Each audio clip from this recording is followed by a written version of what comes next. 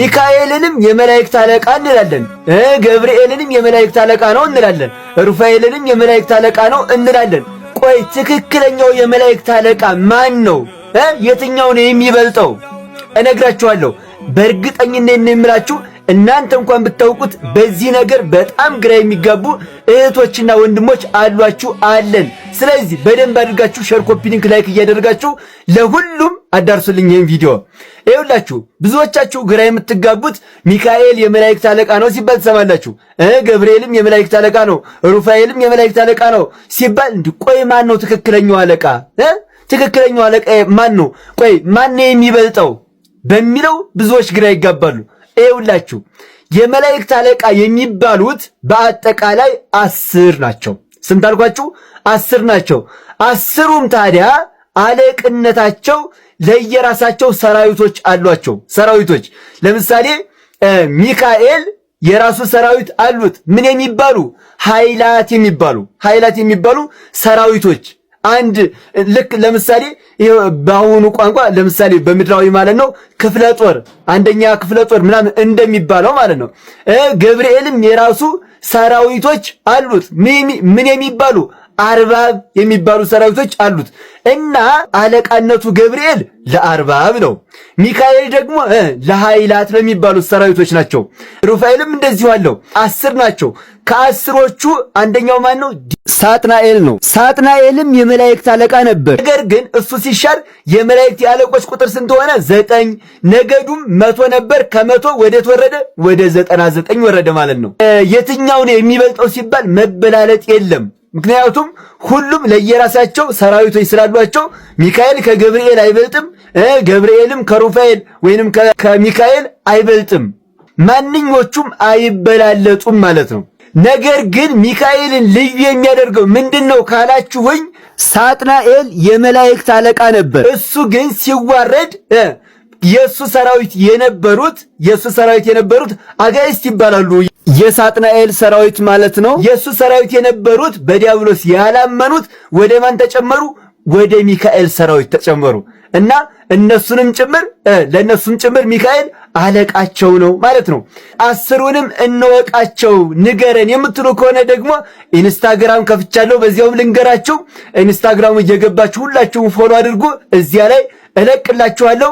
ሁላችሁም ሚካኤል ሊቀ መላእክት እያላችሁ ኮሜንት ላይ ጻፉልኝ። ሼርና ኮፒ ሊንክ እያደረጋችሁ ለሁሉም አዳርሱልኝ።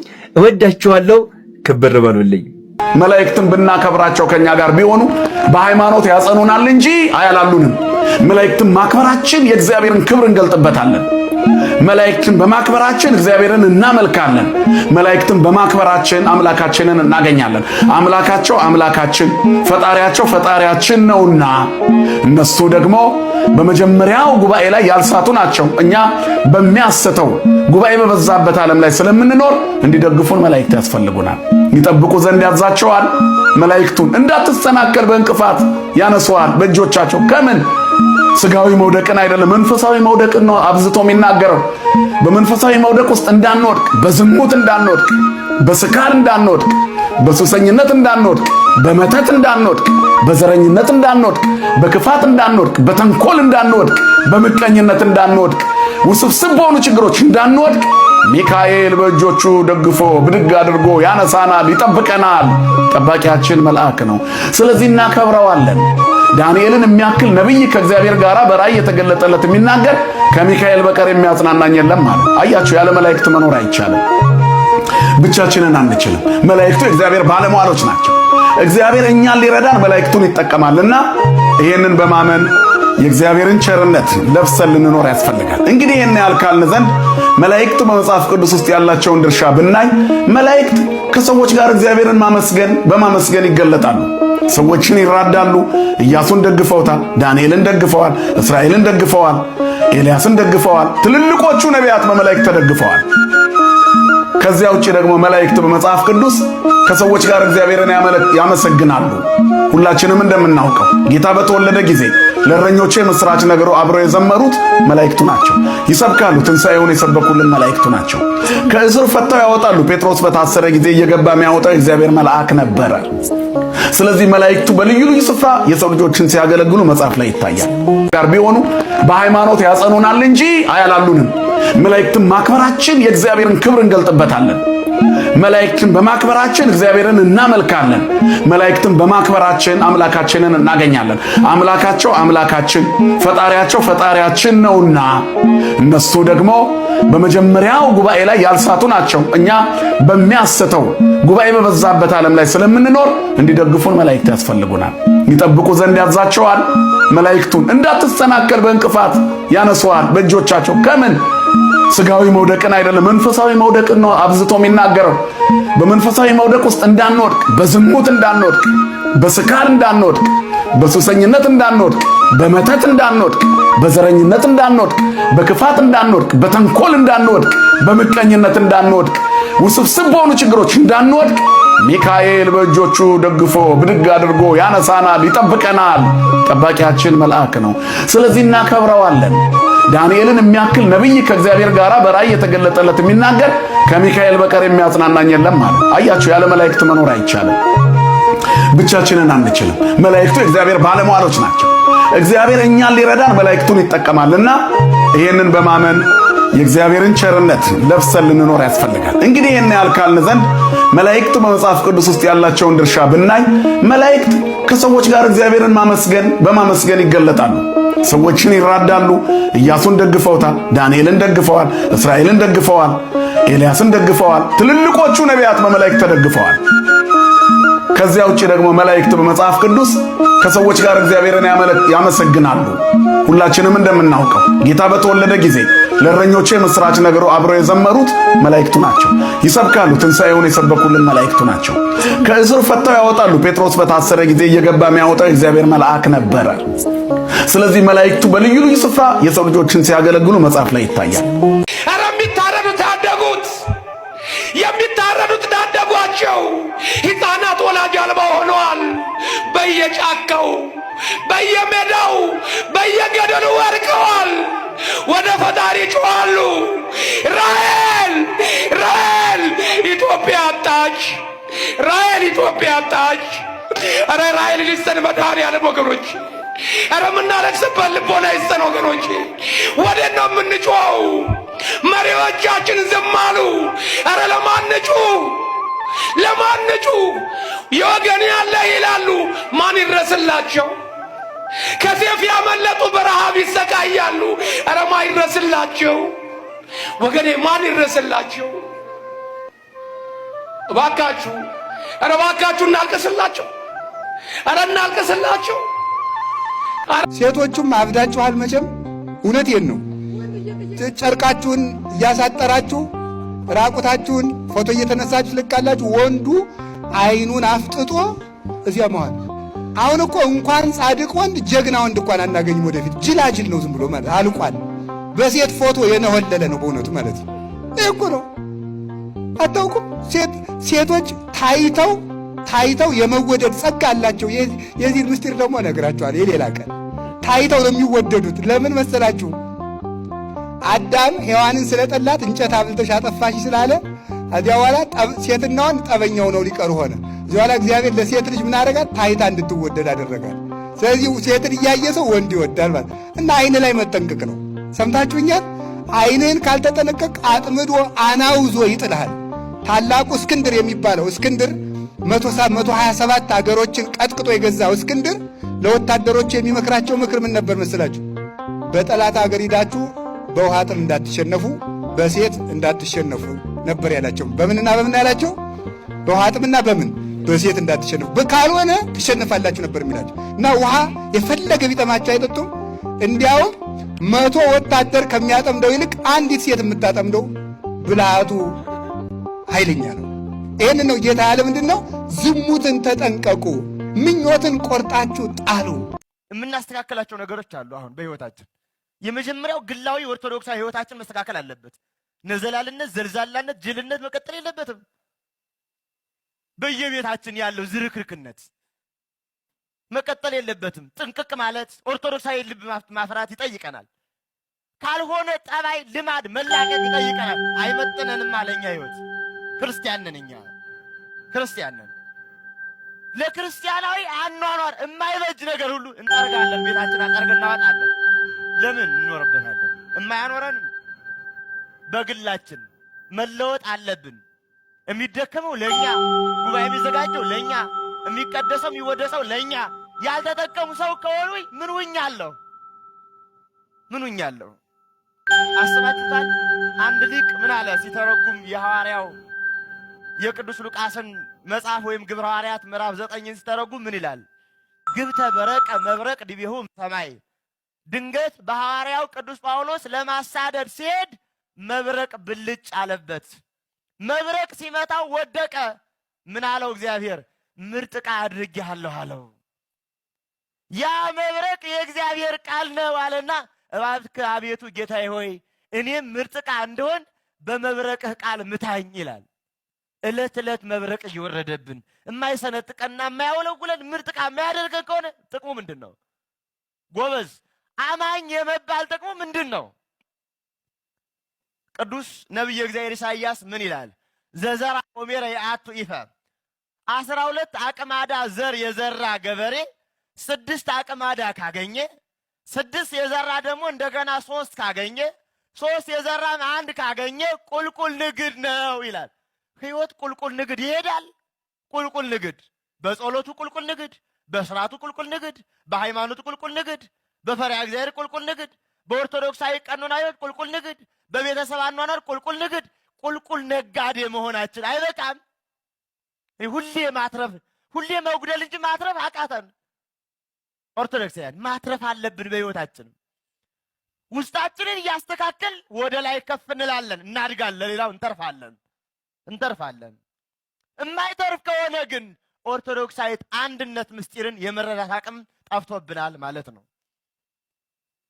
ይህንን እየተረዳን ነው ወደ ሌላ ከፍ እያልን ምን ሄደው እንዴት ለሌላው ስንተርፍ ሀገር እናያለን። አነጣጥላትም ሀገርን በእርግጥ አነጣጥላትም። እንተጋገዛለን። አንዱ ቢወድቅ አንዱ ያነሳዋል፣ ከአንዱ የጎደለውን አንዱ ይሞላዋል። ዘይተዳ ምስለው ከማገር እንተባጠቅም። ወንድም ከወንድሙ ጋር ቢረዳዳ ቅጽር ያለውን ሀገር ይመስላል ይላል። ይመስላል። ቅጽር ያለን ሰዎች መሆን ይጠይቀናል። የተቀጸረ ማንም ማይደፍረው የልቡና ምሽግ። የኦርቶዶክሳውያን ልብ ለሁሉ ተጋላጭ ሆኗል። ለሁሉ ተጋላጭ ለመጣ ሁሉ ተነጅ እንዳንሆን። ስለዚህ ኦርቶዶክሳዊ አንድነት ከዚያች ምስጢርና ሕይወት የምትቀዳ ያልጨረስነው ረጅም ጉዞ ያለው እጅግ በጣም ጸሎታዊነት፣ አንድ ጸሎት፣ አንድ ስርዓት፣ አንድ ውዳሴ ወዘተ ያላት ናት። ሥላሴ በአካል 3 ናቸው፣ በባህሪ ግን አንድ ናቸው። እኛም በአካል ብዙ ነን፣ በክርስትና ሕይወት ግን አንድ ነን።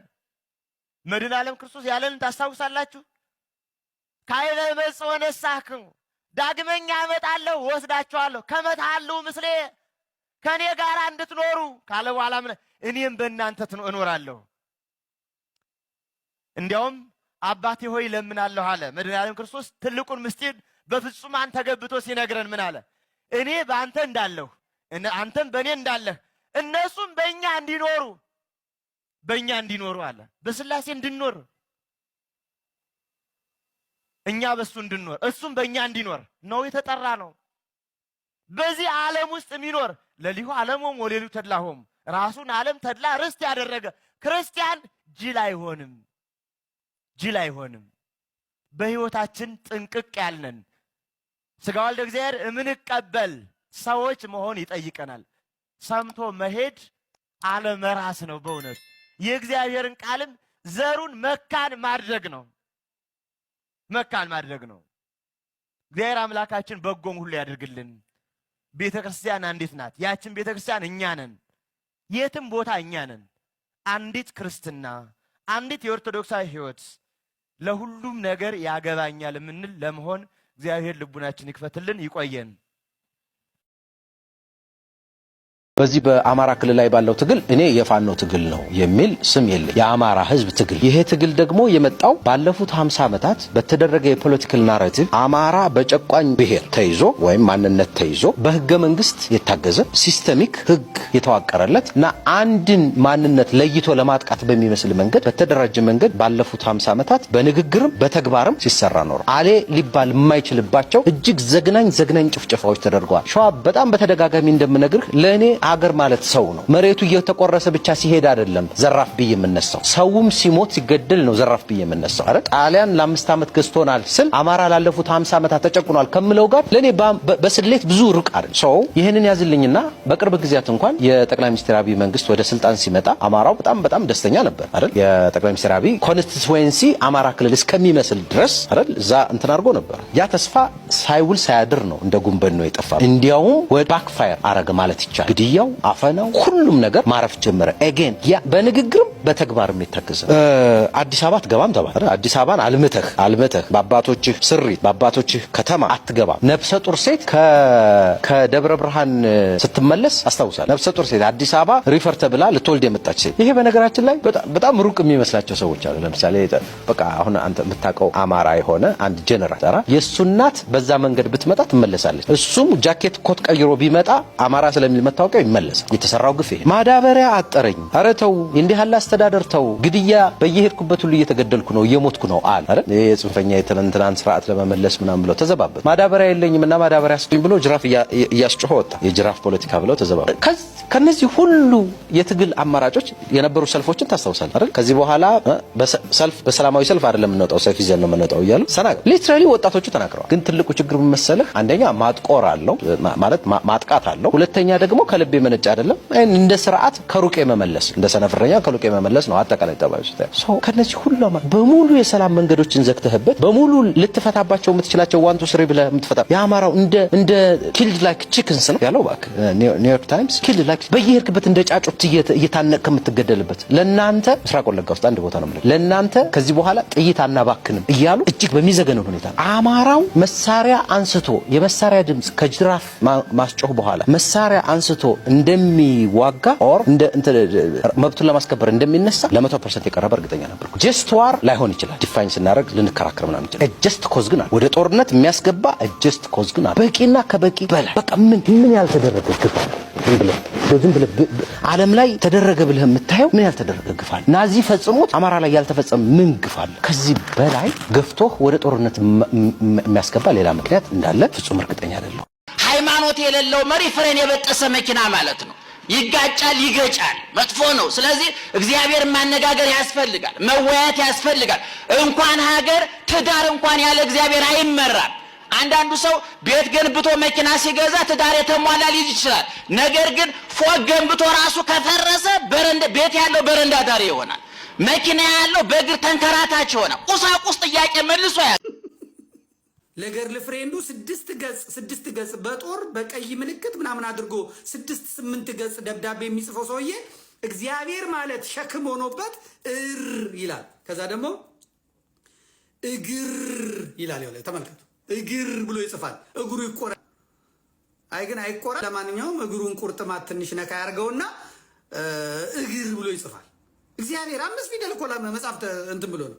ከዛ ደግሞ እግዚአብሔር ብሎ ይጽፋል። እንደዚህ እግዚአብሔር ብሎ ይጽፋል። ከዛ ደግሞ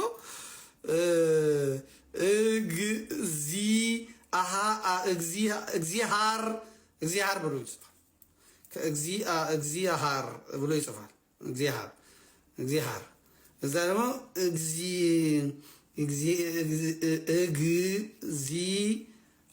ይሄኛውን እግዚአብሔር ብሎ ይሄንን ብሎ ይጽፋል። ይሄ ደግሞ ሌላውን ይጽፋል።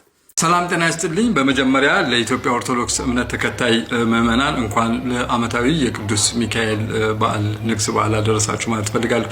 በምስሉ ላይ የምታዩቸው ስዊድናዊው ፕሮፌሰር ራመንሲስ ናቸው። የኒውክሌር ፊዚክስ ጠበብት ናቸው። እንግዲህ እኒህ ታላቅ ሰው ኢትዮጵያ ውስጥ የመጡት ከ120 ዓመታት በፊት ከኢትዮጵያ የተወሰዱትን የኢትዮጵያ ቅርሶች 12 ቅርሶች ለመመለስ ነበረ እና ከትናንት ወዲያም የቱሪዝም ሚኒስትር ሰላማዊት ካሳ በተገኙበት ርክብክብ አድርገዋል። ዛሬ ደግሞ እሳቸው ካመጧቸው 12 ቅርሶች መካከል አንደኛው የመላኩ ሚካኤል ስዕል ነውና የንግስ መሆኑን ዛሬ ስነግራቸው ማየት አለብኝ አሉ። እንደምትመለከቷቸው በምስሉ ላይ ዞር ዞር እያሉ እሳቸውን ቪዲዮ ቀርጸዋል። እንደምትመለከቱት እኔም ፎቶግራፍ አንስቻቸዋለሁ። ስለታቸውን አስገብተዋል ማለት ይቻላል። እነዛ ከ120 ዓመታት በፊት የተወሰዱ ቅርሶች እንግዲህ አያታቸው ኢትዮጵያ ውስጥ የጀርመን አምባሳደር በነበሩበት ሰዓት ነው የተወሰዱት። ከዛ በኋላ ሙቭ አድርገው እንግዲህ ወደ ስዊድን ገብተው በስዊድን ሀገር ስዊድናዊ ሆነው ነው የሚኖሩት። አሁን በኢትዮጵያና የጀርመን መንግስት የጋራ ትብብር ነው ትልቁን ሚና ፕሮፌሰር አሉላ ፓንክረስት ነው የሚጫወተው። እሱ የሚያደርጋቸውን ቅርስ በማስመለስ በኩል የሚያደርጋቸውን ሚናዎች ወደፊት በሰፊው እንመጣባቸዋለን። ይህም ቅርስ የተመለሰው በሱ ከፍተኛ ጥረት ነው። ፕሮፌሰር ዛሬ በዚህ ሁኔታ ነበረ አብረን ቡልጋሪያ የሚገኘው የአፍሪካ ህብረት ሚካኤል ቀድሞ አጠራሩ እስረኛው ሚካኤል ይባል የነበረው የአፍሪካ ህብረት ሚካኤል ዛሬ ስለታቸውን አስገብተዋል ማለት ነው። ይህንን ላጋራችሁ ብዬ ነው። እስቲ ሀሳባችሁን ደግሞ አካፍሉኝ። ስለተከታተላችሁኝ እጅግ አድርጌ አመሰግናለሁ። Tell me about that picture. It's a picture of the Holy Michael, the Archangel Michael. Wow. When he defeats the dragon, stepping on the dragon. Wow. And it's really shining. It's a very nice portrait and painting of the Archangel Michael. Wow, that's great. Very nice. Today, you're now as a Michael church. Yes, I know. Wow. So it's How's on this feeling? day I should give it on this occasion. Yeah. That's great. Yeah. Okay.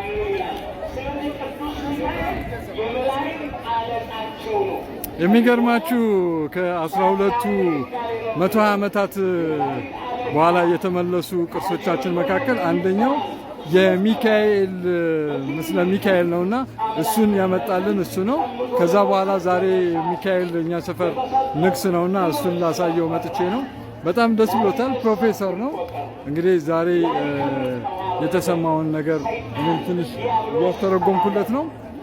እኔ እኮ ፖለቲከኛ ሲባል እኮ ራሱን የካደ እኮ መሆን አለበት ሲሆን ሁሉም ህዝብ ራሱን ክዶ ለአገሩና ለወገኑ መኖር አለበት።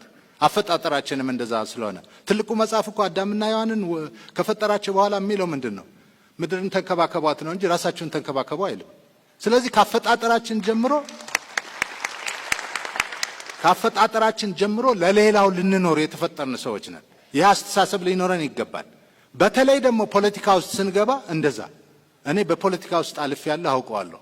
አንድ በጣም የምወደው ወዳጄ ካናዳ ሀገር ይኖራል። አሁን አንድ ጊዜ ጫራ የሚባል አካባቢ እዛ ጎጃም ውስጥ በእንትን ማሽንገን ይዞ ክላሽንኮፕ ይዟል፣ ቦምብ ይዟል፣ ሽጉጥ ይዟል፣ ብዙ የሚስጥር ዶክመንቶች ይዟል። በሚንቀሳቀስበት ጊዜ ጨረቃ ማታ በጨረቃ ገበሬዎቹ ከበቡት ሊይዙት። ግን ይሄ ሰው የምን አይነት ፖለቲከኛ እንደሆነ እንድታዩት ነው እንደ ምሳሌ የማቀርበው። ይሄ ሰው አሴምባ ወርዶ ስኳድ የለመደ እንኳን እነሱ ሌላ ህዝብ መጨረስ የሚችል አቅም ያለው ፓወር ያለው ሰው ነው። ግን የተማረ ልብ ነበረው። ስለዚህ እነዚህ ህዝቦች እኮ ለነሱ እንደምታገል ስላላወቁ ነው እኔን ሊያጠፉኝ የፈለጉት። ስለዚህ በእነሱ አላዋቂነት ላይ እንዴት ተኩሼ መታቸዋለሁ ብሎ ራሱን ለመግደል በሽጉጥ ሲያስብ ዶክመንቱ ሊያዝበት ሆነ። ያለው ምርጫ ሁሉንም ለማጥፋት ቦምብ መጠቀም ነበረበት። ቦምብ ተጠቅሞ የእግዚአብሔር ፈቃድ ሆኖ ስኪያቲክ ነርቡ ተቆርጦ ተረፈ ይሄ ልጅ። አሁንም በቃ ልቦ የተማረ ዲሴብልድ ሆኖ እግሩ ዘባድ ዲሴቢሊቲ አቲቲዩድ እንደሚባለው ይሄ ልጅ ዲሴብልድ የሆነ ሳይሆን ዲሴብልድ ካልሆኑት ሰዎች በላይ ይኖራል በአሁኑ ሰዓት። ስለዚህ ፖለቲካ ውስጥ የሚገባ ሰው እኔ ማምነው የራሱን ጥቅም የሚያሳድድ ሆዳም ሳይሆን ልክ እናንተ የተመረጣችሁ ሰዎች እንደከፈላችሁት ዋጋ ከፍሎ ህዝብን የሚያሻግር መሆን አለበት። ይሄ ደግሞ በትጋትና በጥንቃቄ መመልመል ያለበት ነው እንጂ በፈቃደኝነት መሰብሰብ ያለበት ነው ብዬ አላምነው። አላህ Subhanahu Wa Ta'ala ያው ትእዛዝ ለመፈጸም ዛሬ ላይ በዝግጅት ላይ እንገኛለን ኢንሻአላህ። አላህ Subhanahu Wa Ta'ala ደግሞ በዚሁ ሸሃዳን እስክናገኝ ድረስ ጽናቱን እንዲሰጠን ለምነዋለን። አዩሃል ኩፋር ወልሙርተዲን እናንተ ከሃዲያንና ከዲን ወደ ኋላ የተመለሳችሁት አላችሁበት ድረስ እንደምንመጣ ኢንሻአላህ እንተማመናለን ማለት ነው። በአላህ Subhanahu Wa Ta'ala ፍቃድ ካላችሁበት ድረስ በርድም ይሁን በክላሽ እንመጣችኋለን ኢንሻአላህ። እናንተ ሙስሊሞች ወይ ደግሞ ከሂጅራ የዘገያችሁ ሰዎች ሞትን ፈርታችሁ የውርደት ኑሮ አትምረጡ። ከሂጅራ ወደ ኋላ የቀራችሁ ሰዎች ሂጅራን ማድረግ የማይመቻችሁ ከሆነ እንኳን ባላችሁበት ከሃዲያኖችን በምትችሉት አጋጣሚ መዋጋት እንዳለባችሁ አስተላልፋለሁ ኢንሻአላህ። ወሰለላሁ ዐለ ዐላ ነቢይና ሙሐመድ። ሰሚ ያጣ የቤተ ክርስቲያን ዝርፊያን በተመለከተ የምናነሳው ነው። እንግዲህ ይህ ዛሬ የምናነሳው ግለሰብ ወይ ደግሞ የቤተ ክርስቲያን አስተዳዳሪ የቤተ ክርስቲያኑን ንብረት በሚስታቸው ስም ያደረጉ፣ ጸበል አካባቢ ያሉ ልማቶችን በእህታቸው ስም ያደረጉ፣ በአጎታቸው ስም ያደረጉ፣ በእህታቸው ባል ስም ያደረጉ ግለሰብ ናቸው። የቤተ ክርስቲያን ብር መዝብረው የግል ቤታቸውን የሰሩ። ይህም ብቻ አይደለም። በ6 ዓመት ጊዜ ውስጥ በየከተማው ሙዳየ ምጽዋት ተክለው ሙዳየ ምጽዋቱን ማታ ማታ እየሰበሰቡ ለራሳቸው መጠቀሚያ ያደረጉ፣ አልፎም ተርፎም ደግሞ ቤተክርስቲያን የሚገኙ ሙዳየ ምጽዋትንም በመዝረፍ የሚታወቁ ግለሰብ ናቸው። እኚህ ግለሰብ ደብዳቤ ተጽፎባቸዋል። ለሊቀ ጳጳሱም ጭምር ደብዳቤ ተጽፏል። ነገር ግን የጥቅም ተጋሪዎች በመሆናቸው ምክንያት አስተዳደሩም ሊቀ ጳጳሱ ምንም አይነት ውሳኔ ለመወሰን ፈቃደኞች ባለመሆናቸው ምክንያት ወደዚህ ወደ ሚዲያ የወጣው። እንግዲህ እኚህ ግለሰብ ራሳቸው አስተዳዳሪ ናቸው፣ ራሳቸው የሂሳብ ክፍል ናቸው፣ ራሳቸው ገንዘብ ያዥም ጭምር ናቸው። ሰበካ ጉባኤን በመበተን በመበጥበጥና በመረበሽ የሚታወቁ ግለሰብ ናቸው። እኚህ ግለሰብ የስለት ብር በጥሬ ብር ካልሆነ በስተቀር በቃል በተገባው መሰረት በጥላም ይሁን በተለያየ ነገር አልቀበልም ብለው የሚመልሱ ሰው ናቸው። በጥሬ ብር ብቻ ነው ፈልገው ይላሉ። እኚህን ግለሰብ ነው ዛሬ የምናያቸው። እንግዲህ ማታ ማታ ጭፈራ ቤት እንዲሁም ደግሞ ከሴቶች ጋር ባለው ጉዳይ የሚታወቁ ሀገር ያወቃቸው ሰው ናቸው። ስለሳቸው ነው የምናወራው። እንግዲህ ይህንን ነገር ማድረግ የምትከለክሉኝ ከሆነ ከሃይማኖት ይወጣለሁኝ ብለዋል። ደብዳቤው እዚህ ጋር እንደምትመለከቱት በኢትዮጵያ ኦርቶዶክስ ተዋሕዶ ቤተክርስቲያን በማህተብ ተረጋግጦ በመስከረም 5 በደብዳቤ የተጻፈ ሌላም እባሪ ተያያዥ ተደርጎ የተላከ ጉዳይ ነው። ስለዚህ ፎቶዎችን አስፈላጊ የሚላቸው ቦታ ላይ ለማለት ሞክራለሁኝ። ማንነታቸው ግራ እንዳይጋባችሁ መሀል ላይ እከታለሁኝ። እንግዲህ ቤተክርስቲያኗ ይቺ ነች። ቤተክርስቲያን ያልኳችሁ ቤተክርስቲያን ይሄ ነው። አሁን ላይ በአስተዳዳሪነት የያዙት ቤተክርስቲያን 3 ቦታ ነው ስራ የሚሰሩት። እሱን እንመለከተዋለን። ስለዚህ ላንበብላችሁ፣ ተረጋግታችሁ ለመስማት ሞክሩ። በዕለተ ቅዱስ ሚካኤል እንደዚህ ነገሮች ባላቀርብ ደስ ነበር። ነገር ግን በመርሃ ግብር መደራረብ ምክንያት ወደኋላ ይሉብኝ ነው። መምህራን ነው የላኩልኝ ይህን ነገር።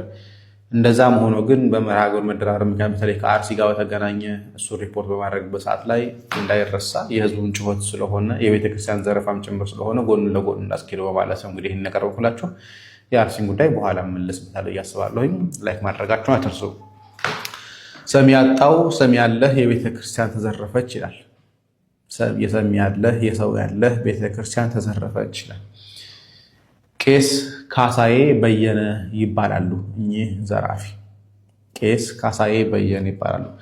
በኢትዮጵያ ኦርቶዶክስ ተዋሕዶ ቤተክርስቲያን ቤንሻንጉል ጉሙዝ ክልል አሶሳ ሀገረ ስብከት የአምባ 7 ደብረ ፀሐይ ኪዳነ ምሕረት ቤተክርስቲያን አስተዳዳሪ ናቸው። አንድ የአሶሳ መንበረ ሰላም ቅዱስ ገብርኤል ቤተክርስቲያን ቀዳሽ ካህን ናቸው። 2 ከሁለት አብያተ ክርስቲያናት ወርሃዊ ደሞዝ አላቸው። ደብረ ፀሐይ ኪዳነ ምሕረት ቤተክርስቲያን በአሶሳ ከተማ ውስጥ በስተሰሜን 10 ኪሎ ሜትር ርቃ የምትገኝ የገጠር ቤተክርስቲያን ናት። ካህኑ በተጨማሪም የቴክኒክና ሙያ ኮሌጅ የፋይናንሻል ክዋኔ ኦዲት ባለሙያ ናቸው። በዚህ መረዳት የሚቻለው 3 ቦታ ላይ ደሞዝ የሚቀበሉ ናቸው። እንግዲህ ይህ አንሷቸው ነው። በኋላ መዘረዝርላችሁን ነገር እያደረጉ ያሉት የኪዳነ ምሕረት ቤተክርስቲያን አስተዳዳሪ ናቸው። የቅዱስ ገብርኤል ቤተክርስቲያን ቀዳሽ ካህን ናቸው። የቴክኒክና ሙያ ደግሞ ሂሳብ ክዋኔ ክፍል ላይ ደግሞ እየሰሩ ያሉ ሰው ናቸው። 3 ገቢ ያላቸው 3 ቦታ እየተከፈላቸው ይሄም አልበቃ ብሏቸው ደግሞ ቤተክርስቲያን እየዘረፉ ያሉ አካላት ናቸው። እንቀጥል። ከልጅነታቸው ጀምሮ በዘራፊነታቸው ይታወቃሉ። በተለይም የኪዳነ ምሕረት ቤተክርስቲያን ላለፉት 8 ዓመታት በግልጽ ሲዘርፏቸው ቆይቷል። ለዚህም እንዲመቻቸው የልማት ጅምር ያሳዩና በየመንገዱ የሚለምኑ ካህናትን ያሰማራሉ። ስለዚህ ፕሮቫውን ያሳያሉ፣ የተወሰነ እንቅስቃሴ ያሳዩና ከዛ በኋላ ካህናትን ያሰማራሉ ለልመናው ማለት ነው። ቀደም ሲል በአሶሳ ከተማ ቅዳሜ ገበያ ላይ በደብሯ ስም የተሰጣቸውን ኮንቴነር በኪዳነ ምሕረት ቤተክርስቲያን ስም የተሰጣቸውን ከተማ ላይ እንቅስቃሴ ገቢ እንዲያስገባ ተብሎ ማለት ነው ኮንቴነር በሚስታቸው ስም አዙረው እየተጠቀሙበት ነው። ስለዚህ ለቅድስት ኪዳነ ምሕረት ቤተክርስቲያን የተሰጠው የነበረው ኮንቴነር አሁን በማን ስም ነው? በሚስታቸው ስም። ስለዚህ ቤተክርስቲያኒቷ እንድታገኝበት ተብሎ የተሰጠው ወይ ደግሞ ገቢው ለቤተክርስቲያን ይሆናል፣ ቤተክርስቲያን በልማት ያግዛታ ተብሎ የተሰጣት ኮንቴነር በሚስታቸው ስም ነው። አንድ በዚህ ጥፋት በሚያደርሱት በደል ምክንያት በአጥቢያው ምዕመናንና ካህናት በተደጋጋሚ ጊዜ በቦታው እንዲነሱ ሀገረ ስብከቱ ቢጠይቁም ጥቅመኛ የሆኑ አንዳንድ የሀገረ ስብከቱ ሰራተኞች በጥቅም በመያዛቸው ሊሳካ አልቻለም። ሊነሳ ተሞክሮ ነበር፣ አልቻለም። ይባስ ብሎም በቅርቡ ከቤተ ክርስቲያን አካውንት ወደ 100,000 ብር ገደማ በግልጽ መዝረፋቸው ተረጋግጧል። ይሄ በደብዳቤም ጭምር የጻፈ ነው። አሁን ሰበካ ጉባኤው ችግሩን በመዘርዘር ከኃላፊነት እንዲነሱ ጠይቋል። ነገር ግን የሀገረ ስብከቱ ስራ አስኪያጅ አባ ዘካርያስ ማለት ይሄ በፎቶ ላይ የምትመለከቷቸው ማለት ነው አባ ዘካርያስ ጀምሮ በዝርፊያው ተቋዳሽ ስለሆኑ ጉዳዩን ለማየት ፈቃደኛ አይደሉም። እስከ ቤታቸው ሙክትና ቢራ ስለሚሄድላቸው መጨከን አልቻሉም። እሺ አጥቢያ ምዕመናን ግን ባለው ብልሹ አሰራር ተማረው ቤተክርስቲያንን ከመምጣት ርቀው የቀሩት ጥቂት ምዕመናን የሰሚ ያለህ እያሉ ፍትህ እየጠየቁ ይገኛል። የሰሚ ያለህ የተባለበት ምክንያቶች ምንድናቸው የሚለውን ነገር አሁን አንድ ሁለት ብለን እናያቸዋለን። ከሚከሰሱባቸው ወንጀሎች በጥቂቱ እንመልከት። አንደኛ በአሶሳ ከተማ ቅዳሜ ገበያ አካባቢ በቤተክርስቲያን ስም የወሰዱት ቦታ በሚስታቸው ስም አዙረውት አከራይተውት እየተጠቀሙበት ነው። አንደኛው ክስ ነው። ሁለተኛ በየዓመቱ የቤተክርስቲያኗን እህል እያወጡ ለቤተሰቦቻቸው ይሰጣሉ። በቤተክርስቲያን ንብረት ለእህታቸው ባል ካህን ለነበሩ መቃብር ቤት ሰርተዋል። ሶስተኛ የጠበሉ ዙሪያ የልማት ቦታዎችን በእህቱ ስም ይዞታ አሰርተው ለረጅም ዓመታት እየተጠቀሙበት ይገኛሉ። የማንጸበር አካባቢ ያሉ አጠቃላይ ይዞታዎች እንዳለ በእህታቸው ስም አዘዋውረው እየተጠቀሙበት ይገኛሉ። አራተኛ ከተማ ውስጥ በየሆቴሉና በገበያ መውጫና መግቢያ ቦታ ላይ ምድራዊ ምጽዋትን በማስቀመጥ እና የሚለምን ካህን በማስቀመጥ ለ6 ዓመታት በርካታ ገንዘብ ሲሰበሰብ ቆይቷል። ገንዘቡን በመኖሪያ ቤታቸው ማታ ማታ ከግብረ አበሮቻቸው ጋር ይከፍቱታል። የሙዳየ ምጽዋት ቁልፍ በእጃቸው ይዘው እና ገበያ ላይ የሚቀመጥ ሙዳየ ምጽዋት በቤታቸው ያሳድራሉ። የመኖሪያ ቤታቸው በዚህ የህዝብ ገንዘብ መስራታቸውን ድፍን የአሶሳ ህዝብ ያውቀዋል። ይህ ግን ሀገረ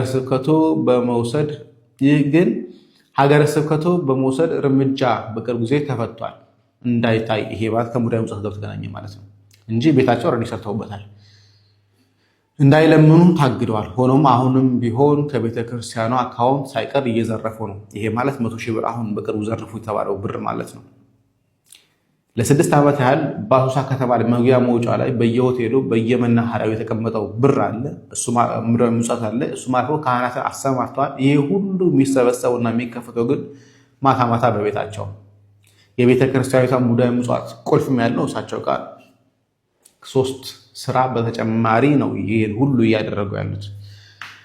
አምስተኛ የተማሩና የሚጠይቋቸው ምዕመናን ከቤተ ክርስቲያን በማራቅ በተለይም አሁን ሰበካ ጉባኤ ከመመረጡ በፊት ራሳቸው ሂሳብ ክፍል፣ ራሳቸው አስተዳዳሪ፣ ራሳቸው ገንዘብ ያዥ በመሆንም ሲመዘብሩ ቆይቷል። አሁን በማገልገል ላይ ያሉት የሰበካ ጉባኤ አባላት ተማረው እንዲወጡ ለማድረግ ጥረት እያደረጉ ነው። ራሳቸው ሂሳብ ክፍል፣ ራሳቸው አስተዳዳሪ፣ ራሳቸው ገንዘብ ያዥ ናቸው።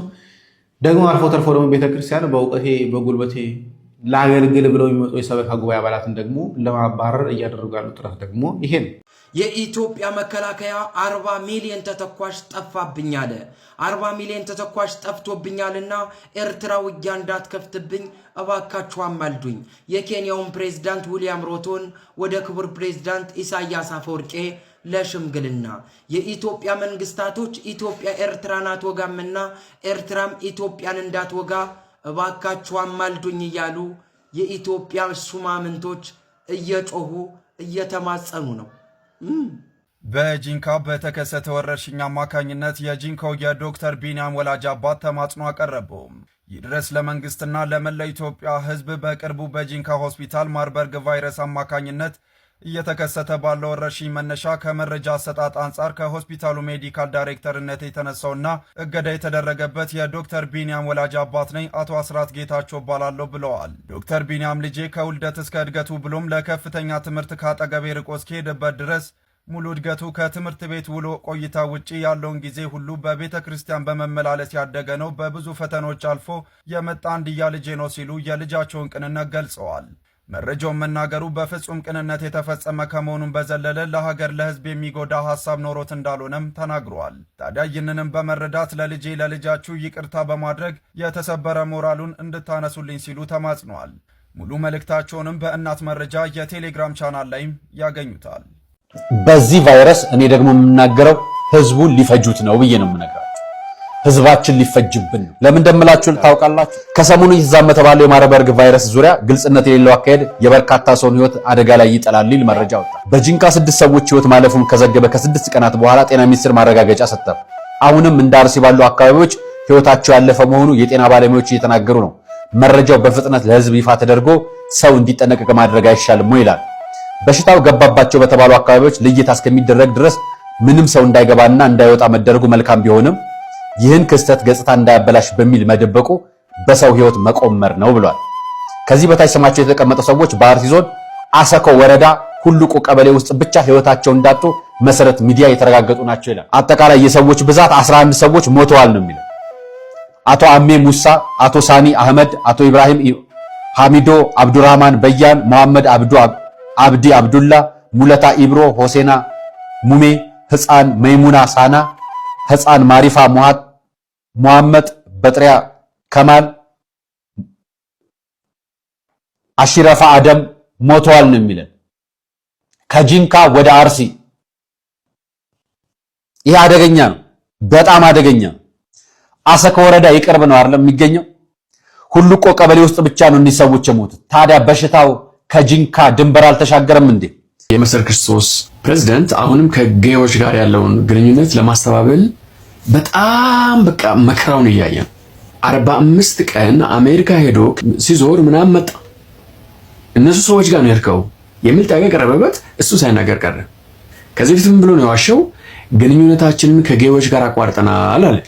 አይ አላቋረጥንም አብረን እየሰራን ነው ብለው ሰዎቹ እዛ አሜሪካ ቁጭ ብሎ ጻፉ። የኢትዮጵያ መሰረት ክርስቶስ ቤተክርስቲያን ከጌዎች ጋር ህብረት እንደምታደርግ ሊንኩ ተቀምጧል። እነ ኢየሱስ ኢዩኤል እነ ዮናስ እጅጉ ሁሉም ሊንኩን ጭምር አውጥቶ ዝርዝር አስቀምጡለት። አሁንም ጨፍኑ ላሞኛችሁ እኔ ጌዎች ጋር ግንኙነት የለኝም ይላል። የኢትዮጵያ መሰረት ክርስቶስ ቤተክርስቲያን ቢሾፍቱ ባለችው ቴዎሎጂ ኮሌጅ ግራጁዌት ስኩል የሚሰጠውን ኮርስ እየሰጠች ያንን ዲፓርትመንት እያስመረቀች ነው። እዛ ውስጥ ጀንደር አለበት፣ እዛ ውስጥ ሆሞሴክሹዋሊቲ አለበት፣ እዛ ውስጥ ኢንክሉዥን ምናምን በሚል ግብረ ሰዶማዊነትን የሚያስተምር የሚያበረታታ ኮርስ የተሰጠ ነው ዲፓርትመንቱ አለ። ይህንን ቢሾፍቱ ያለው ዲን ዶክተር ሄኖክ ያውቃል። ዶክተር ሄኖክ እንደምታውቀው ግብረ ሰዶምን የተቀበለ ሰው ነው። ይህንን አቋርጥ ተብሎ ነው ፕሬዝዳንቱን ደሳለኝ የተጠየቀው። አሁን መዋሸት ቀጠለ። ፌስቡክ ላይ የፖስተው ተመልከቱት። ይቅርታ መጠየቅ ሲገባው እኔ በመሰረት ክርስቶስ ጌታን አግኝቼ ደህንነቷ ተምሬ ተጠምቄ ምናምን የማገለግል ምስኪን ነኝ ምናምን ያለ ካስቀመጠ በኋላ እኔ አሜሪካ የሄድኩት ለቤተ ክርስቲያኒቱ ገንዘብ ለማሰባሰብ ነው። ሼም ኦን ዩ። ከገዎች ገንዘብ ማሰባሰብ እሱን እንዳለ ሆኖ ከዚህ በፊት ግን አሁን የጻፈውን ጽሑፍ ይሄው እዚህ ጋር ዮሲያስ ኢዩኤል አውጥቶታል። ምንድን ነው የሚለው? የኢትዮጵያ መሰረት ክርስቶስ ቤተክርስቲያን ከማንም ገንዘብ እንደማትቀበል በህዝቦቿ መዋጮ፣ አስራት፣ ስጦታ እንደምትዳደር ከውጭ ምንም ገቢ የለንም ብሎ ራሱ ጽፎ በማተም ገጭ አድርጎ አስቀምጦልሃል። አሁንሳ ለቤተክርስቲያናችን ገንዘብ ለመሰብሰብ ሄጄ እንጂ ምንም ሌላ ነገር አልሄድኩም። ከማንም ሰበስበው ከገቢዎች ሰብስበው የመጣው የት ነው ከርመ የመጣው? ኤርካቸውን የሰበሰብኩባቸውን ቤተክርስቲያን ዝርዝር ጥቀስ። የመኖናይት አናባፕቲስት ቴዎሎጂ የሚባለውን ግራጁዌት ዲፓርትመንት ማን ነው የሚያስተምረው? ከየት ነው የሚመጣው? ከሪኩለም ማን ነው? እሱን ንገረን ነው የተባልከው። እሱን ከመንገድ ይልቅ በመስቀል ክርስቶስ ተጠምቄ ደህንነት ምናምን የተማርኩ ሰው ነኝ። እነ ቢዮንሴ እኮ ቤተክርስቲያን ውስጥ ያደጉት፣ እነ ጄዚ እነ 50 ሴንት ሁሉም እኮ እዛው ቤተክርስቲያን ውስጥ ያደጉት። ይሄ ዓለም ላይ በሙሉ ጌይ እኮ ቤተክርስቲያን ውስጥ ነው ያደገው። መሀል ላይ ነው አፈንግጦ የወጣው። አንተ እንዳፈነገጥኩ ነው ከቤተክርስቲያን አፈንግጦ የወጣው። አንተ ለራስህ ዶላር ስለሚሰጥ ነው ይቅርታ ጠይቀ ወይም ማብራራት ሲገባ እነ መስቀል ክርስቶስ ነው የተጠመቁት። መስቀል ክርስቶስ ስለተጠመቀ ታዲያ ምን ይጠበስ? መስቀል ክርስቶስ ስለ ደህንነት ስለተማርክ ምን ይጠበስ?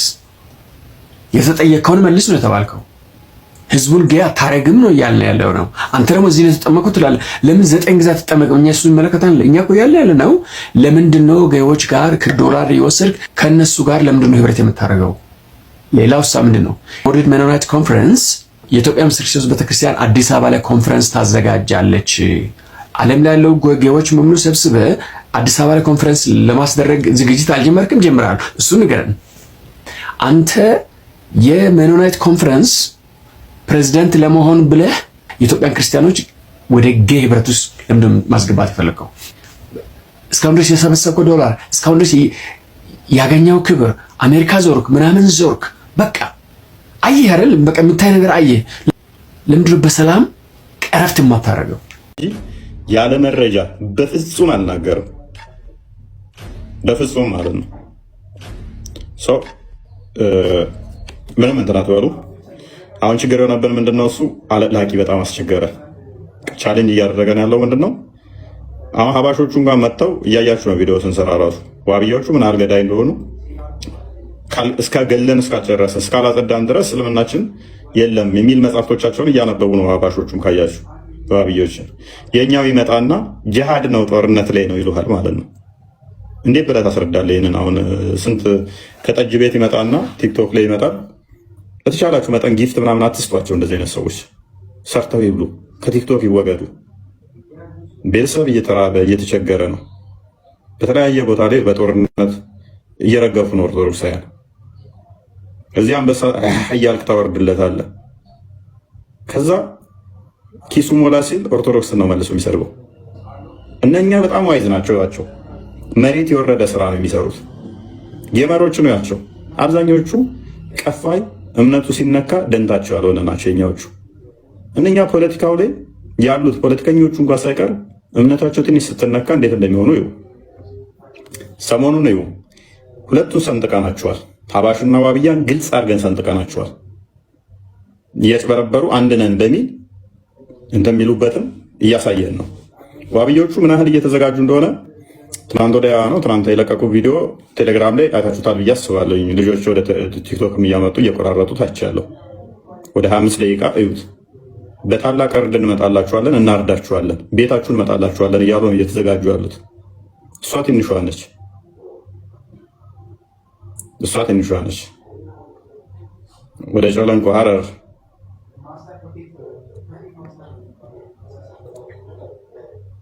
እና የተለያዩ ክፍሎች ኮምቦልቻ ጥሩ ነገሮች እየተሰሩ ነው። እስልምናው ላይ ጥሩ ነገር እየሰሩ ነው እነሱ። ጥሩ ነገር ለእስልምናው ማለት ነው። እየተደራጁ ነው። በጥሩ ሁኔታ እየሰሩ ነው። መረጃዎቻቸው አሉ። ወጣቶችን መልምለው አሰልጥነው እያንዳንዷን ነገር ማለት ነው ምን ማድረግ እንዳለባቸው። ከዛ ምን ያደርጋሉ? የራሳቸውን የሀባሾችን ኡስታዞች ይገሉና ከክርስቲያኑ ጋር ያባላሉ። የሆነ ቦታ ላይ ጽድት ያደርጋሉ ክርስቲያንን 20-30 ክርስቲያን ይገሉና ሌላ ቦታ ላይ አንድ ሙስሊም ይገሉና ተገደልን ብለው ያንተን ጩኸት ይቀሙሃል። አሁን ኦርቶዶክሳውያኑ አልገባቸው። ሀባሹ መሞት አለበት ተብለው ስለሚያምኑ ሀባሾቹን የሚገሏቸዋል። አሁንም ግን ኦርቶዶክሳውያኑ ለነሱ አጨብጫቢ ነው፣ ለነሱ አሸርጋጅ ነው። በጣም አስቸጋሪ ነው። ይሄ የአዚም መንፈስ እስካለቀቃችሁ ድረስ ሉክ አሁን የሰሞኑ መግለጫ ይሁት የአጂ ቱፋን መግለጫ ይሁት አባሾቹ ጨለንቆ ላይ ብቻ ወደ 4 ኡስታዞቻቸውን ገደሉባቸው፣ ዋብያዎቹ ማለት ነው። በተለያዩ ቦታ ላይ አባሾቹ መስጊዶቻቸውን ነጠቋቸው። ልክ ክሌም ሲያደርጉ አትግደሉን ማለት ሲጀምሩ ከዚህም ጫና ሲመጣባቸው ዋብያዎቹ ምን መዘዙ? ትግራይ ክልልና አማራ ክልል ላይ እስልምና እየተበደለ ነው የሚል ካርድ መዘዙ። ለምን ይህንን ካርድ የመዘዙት ይመስላችኋል? ሀባሽና ዋብያውን ተበድለሃል፣ የአፄው ስርዓት የሚኒሊክ ምናምን እያሉ መጡ። ለምንድን ነው ይመስላችኋል? ስለምን አፄ ታሪክ ነው የምታወራው? ስለምን ሚኒሊክ ነው የምታወራው? አሁን ለምንድን ነው ይህንን ቀይ መስመር እንትን ካርድ የሳቡት? ምክንያቱም ሀባሹ ስለተነሳባቸው ዋብያዎቹ ሀባሹን በአንድ ኮረጆ ውስጥ ከተው ምን ለማድረግ አብረው ክርስቲያንን ለመምታት ማለት ነው። ሁለት ነገር ይጠቀማሉ። አንደኛ ክርስቲያንን ከሀባሽ ጋር ሆነው ለመምታት ይጠቅማቸዋል። ሁለተኛ የሀባሾችን ጥያቄ ያዳፍኑበታል። ሀባሾቹ መጅሊሱን ለቃችሁ ውጡ፣ መጅሊሱ ለእኛ ነው የሚገባው እያሏቸው ስለሆነ በዚህ ሲስተም ሀባሾቹ ጥያቄያቸውን እንዲረሱ ያደርጓቸዋል ማለት ነው። እንዳይጠይቁ ያደርጋቸዋል። የሂጃብ ጉዳይ እንደው እንደዚህ የኒቃብ ጉዳይ እንደዚህ ዩኒቨርሲቲ ላይ ሰላማዊ ሰልፍ የሚያስወጣ ነበረ፣ እንደዚህ የሚያስጮህ ነበረ። የዛሬ አይ ቲንክ የዛሬ 10 ምናምን ዓመት አካባቢ ኦፊሻል መግለጫ አለ እኮ አይቻልም የሚል ማለት ነው። አሁን እንደ አዲስ ለምንድን ነው ሰው አይቻልም ብርሃኑ ሲል ደጋፊ ሞኜ ሳይሆን ተቃዋሚ ሞኜ ሳይሆን እንዲሁ ጥያቄውን አስቡትና ከዛ እስቲ ዳውን እያልክ እስክትወጣ ድረስ በሚሊዮን ሰው በጦርነት እያለቀ የዩኒቨርሲቲ ተማሪ አንድ ቀን ድምፁን ያላሰማ ከሂጃብ ወይንም ከእንደንትን ጋር መግለጫ ሀገሪቷን ትፈርሳለች፣ ይሄ የአፄው ስርዓት ነው ምናምን ብለው መግለጫ ሲያወጡ በዚህ ሁሉ ህዝብ እያለቀ ማለት ነው። ለምን ይመስላችኋል? ምክንያቱም ህዝቡን በዚህ ስሜትን ይቀሰቅሱትና የዝንጀሮ ጠባቂ የመሰሉት መጅልስ ላይ የተቀመጡት ከዛ ምን ያደርጋሉ? ሀባሹን ምንም አያውቀው ማህበረሰብ ከኋላቸው ያሰልፉና ስልጣናቸውን ያራዝሙበታል። የሀባሾችን ጥያቄ ያዳፍኑበታል። ክርስቲያኖቹን ደግሞ አብረው ዝሆን ለመምታት ይጠቀሙበታል ማለት ነው። የኛው ይመጣና ሙስሊምና ክርስቲያን አብሮ ተዋልዶ አብሮ ተጋብቶ ይላል ጠጃም። ከዛ እንደዚህ ሲል ምን ይላል መሰለህ? እፎይ መገደል አለበት፣ እፎይ መታሰር አለበት፣ እፎይ መቀጣጫ መሆን አለበት ይላል። ግብዳ መስቀል ያሰረን ይመጣና ከዛ አንተ ነህ እውነተኛ ክርስቲያን ማሻአላ እስልምናን ይወፍቅህ፣ ሐቀኛ ነህ አንተ እስልምናን ይወፍቅህ ሲባል ሞቅ ይለዋል። ከዛስ እኛን አይወክሉም እነኚህ እኛን ሊያባሉ ነው ክርስቲያኖችን እየጠራ ያስመታል። ከዛ ክርስትና ላይ እስልምና ቻሌንጅ የሚያደርጉትን አንተ ሐቀኛ ነህ እውነተኛ ነህ አንተ እስልምናን ተመኛለህ እስልምናን ይወፍቅህ ሲባል ከዛ ኮመንቱ ላይ ላይክ ያደርጋል ልብ ቅርጽ ምናምን። የምታመልከው አምላክ ጣዖት ነው እያለህ እኮ ነው እስልምናና ተቀበል ሲልህ ላይክ ያደርጋል።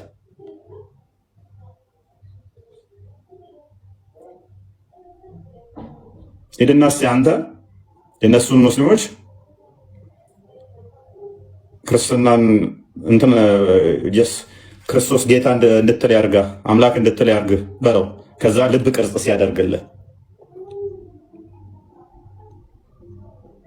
በዚህ መጠን ነው ትውልዱ የላሸቀው። የኛ በዚህ ትውልድ ስለላሸቀ ይሄን መቀስቀስ ማንሳት በጣም አስቸጋሪ ሆነብን ማለት ነው። ቢያገኙ ስጋችንን በሚጥሚጣ ይበሉታል የኛን ማለት ነው። አባሾቹ ታክቲካቸውን አካሄዳቸውን ምናል እንዳከሸፍንባቸው ስለምናውቅ ማለት ነው። ግን አብዛኛዎቹ የኛዎቹ ደንዝዘው ተኝተዋል። ይሄ ሁሉ ሞተር እንዳይመጣባቸው ነበረ ትውልዱ ላይ ቪዲዮ እንኳን የእርድ ተዘጋጅተውላቸዋል። እንዲህ ሊካሄድ ነው እንዲህ ሊደረግ ነው ብለን ከዓመት በፊት እንኳን አሳይተናቸዋል። አሁን አርሲ በየቦታው የምትገደለው ራሱ ሳይቀር ማለት ነው። እያንዳንዱን አሳይተን ነበረ። በዚህ ቦታ እንደዚህ ዳታዎችን እዘን ማለት ነው። በዳታ ጭምር አሳይተናችሁ ነበር። በምን ያህል እቅዳቸው ስንት ዓመት እንደቀረው ምን ያህል እንደቀረው ምን ቀጣይ ምን እንደሚካሄድ አይ ቲንክ ከዓመት በፊት አሳይተናችኋል በዝርዝር ማለት ነው። ያኔ ጸረ ሰላም ጸረ ምናምን ብላችሁ ክርስቲያኑን አብረው ሄደብን ማለት ነው። ወደዳችሁም ጠላችሁ ክርስቲያኑ ይረሳን እንደሆነ ነው እንጂ ዋብያዎች መቼም የማይረሱንን ታሪክ ሰርተንባቸዋል። ግን ወደዱም ጠሉም እስላም አንድ ነው የሚለውን አፍርሰነዋል። ሙስሊም አንድ ነው የሚለውን ተረት ተረት አፍርሰነዋል። ወደዱም ጠሉም ደግሞ እስከ መጨረሻ እንፋለማቸዋለን። ዋብያ የሚባለው አስተምሮ ሌላ ከሱፊው ጋር ተጣብቆ የሚሰሩትን ፕሮፓጋንዳ እንቀብረዋለን። አትሊስት 2 መስጊድ እናደርገዋለን፣ 2 መጅሊስ እናደርገዋለን። እያጭበረበሩ እየዋሹ እየገደሉ የሚቀጥሉበት ታሪክ አይኖርም ማለት ነው። ታሪክ ሆኖ ይቀራል። ደግሞም እናደርገዋለን፣ እናሳካዋለን። ደግሞ በ6 ወራት ምናምን ውስጥ እስልምና አንድ ነው የሚለው መፈክራቸውን እንዴት ዜሮ እንደከተቱ ነው አሳይተናቸዋል። ስለዚህ በተቻላችሁ መጠን ማንን ነው ሰፖርት ማደርገው፣ ከማን ጋር ነው የምቆመው፣ ከማን ጋር ነው ህብረት ማደርገው የሚለውን በደንብ ለዩ።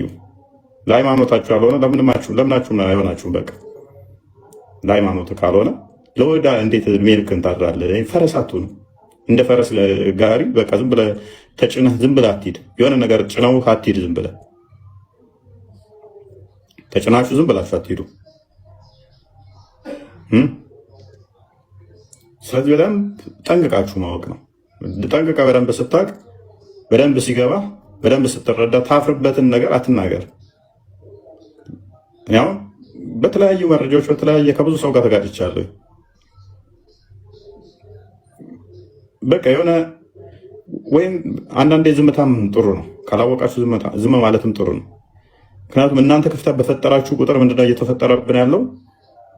የኛው ሰው ራሱ እንዲጠራጠር ማድረግ ስራ ማለት ነው። እነኛ ይጠቀሙታል። ይሄን እጅ ሰጥተው ባለበት ላይ የኛው ይመጣና ለነሱ ማገድ ይሆናል ማለት ነው። አሁን ሰሞኑን በእርድ ላይ ጉዳይ እንኳን እኔ ቻሌንጅ አድርጌያቸው ነበር። ንጽጽር አቆማለሁ ውሸት ነው ካለው ኡስታዙ ነው ቻሌንጅ አድርገኝ ብዬ ማለት ነው። ደግነን ካላችሁ እንግዲህ ምን እናደርጋለን እያለ የኛው ክርስቲያኑ መጥቶ ጭራሽ ለከፍት ነው የተነገረው ብሎ ግግም ይላል ማለት ነው። እኔ ሙሉ ቪዲዮ አለኝ።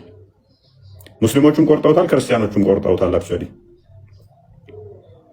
ሙርተድ ሚል እያለ ካፊር ሚል እያለ ጂሃድ የምትለዋን ብቻ ዘው ይወስዳሉ፣ ከዛ ይተረጉማሉ።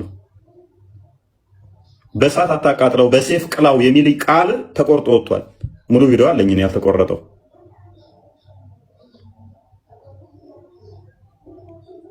እና አንዳንዴ መረጋጋት።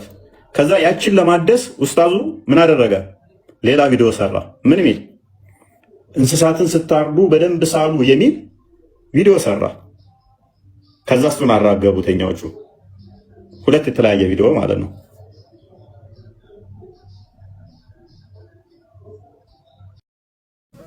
ክርስቲያንን አጥቦ የመጨረስ ጉዳይ ሲመጣ መሞት አልፈልግም፣ ክርስትና እንዲቀጥል ነው የምፈልገው። ነገር ግን ለእምነት ተብሎ የሚከፈል ዋጋ ሰማዕትነት ነው።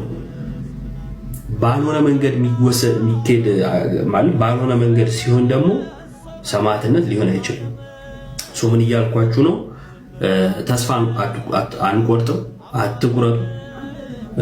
በርትተን እዚህ መከራ ውስጥ ያሉትን ማበርታት ይኖርብናል። ሰማዕትነትን ሲቀበሉ በእነሱ እየቀናን እኛ ደግሞ በእምነታችን ጠንክረን እምነታችንን ይዘን ሌሎች ብዙ ክርስቲያኖች እንዲፈሩ ብዙዎች ወደ ክርስትና እንዲመጡ ማድረግም አለብን። እኛ ያለንበት የኛ እንትንም ነው እንጂ በጥንት ላይ እኮ አባቶቻችን ሰማዕት ሲሆኑ ብዙ ክርስቲያኖችን ያፈሩ ነበር። የነሱ ሰማዕትነት ብዙዎችን ያፈራል። ዳር ቆመው ይገደል ይሉ የነበሩት ከዛን የነሱን የእምነት ጽናት ይመለከቱና የነሱን እምነት እናምናለን ይላሉ። እነርሱ እየሞቱ ማለት ነው። አባቶቻችን ሰማዕት ሆነው ሲሞቱ በዙሪያ ያሉ ገዳዮች የነሱን የእምነት ጽናት አይተው በቃ እነሱ የሚያመልኩትን አምላክ እናመልካለን እያሉ ብዙዎች ወደ ክርስትና ይመጡ ነበር። ስለዚህ ዛሬም ብዙዎች ወደ ክርስትና እንዲመጡ እኛም ወደ እግዚአብሔር በብዙ መቅረብ አለብን። በብዙ እንቅረብ፣ በጸሎት እንትጋ። እግዚአብሔር ሀገራችንን ይጠብቅልን፣ ቤተክርስቲያናችንን ይጠብቅልን። ለቤተክርስቲያናችን የመንጋው እረኛ የሆነ ያሉትንም ወደዛ ያስጠጋልን። የግብፅን ቤተክርስቲያን አንድ ዲያቆን ነው ወደዚህ ዛሬ ወዳለችበት ያመጣት። የአንድ ዲያቆን መነሳሳት ዛሬ ግብፅ አንድ ሰው ቢገደል ሚዲያውን ሙሉ ተቆጣጥራ በጣም ነው ዓለምን የምታወቀው። የግብፅ ቤተክርስቲያን አንድ ሰው ቢገደልባት ሀገሪቷ ላይ ትልቅ ተጽዕኖ አላት በኢኮኖሚ በምን ሰርታ ማለት ሶ እንደዛ ነው። እግዚአብሔር ከኛ ጋር ይሁን። ምናልባት ማታ ላይ እንገናኝ ይሆናል። መልካም ቀን።